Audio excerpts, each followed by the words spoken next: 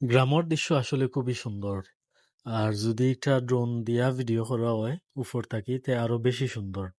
যেমন দেখতে পাররা আপনারা খুব সুন্দর লাগে ভিউটা। এটা আমরা পুরান সিরাজপুর গ্রামের একটা ড্রোনের ভিডিও, অল্প একটু জায়গার।